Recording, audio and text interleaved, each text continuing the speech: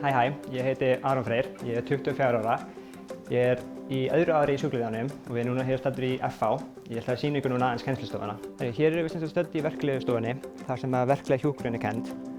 Og það er kannski það sem stendur mest upp úr náminu er einmitt verkleg hjúkrun.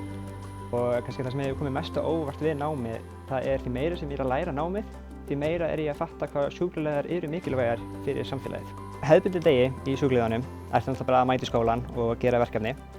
Náttúrulega hitta samnemendur og hópurinn er mjög fjölbreyttur en það mætti samt fjölga fleiri karlmönnum í námið. Og þú ert að læra til dæmis eins og sjúkdómafræði, sýklafræði og bókleg hjúkrun. Og hérna núna er ég búinn að vera að mæla blóðsykurinn hjá henni. Og já, blóðsykurinn þinn er bara í fullu standi. Hér erum við komin upp á blóðskynjunardeild, upp á Landspítala, þar sem ég er að starfa með í námi. Deildin sér fólk sem er með nýrnasjúkdóma og það sem í raun deildin gerir er að þessi vél hérna, hún gerir það sama á nýrun okkar í líkamanum.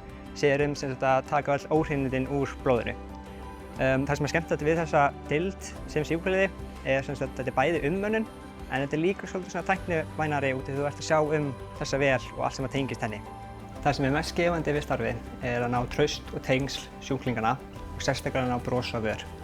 En ef þú hefur áhuga á náminu, farið inn á sjúkraliði.is, sérstaklega þið strákar.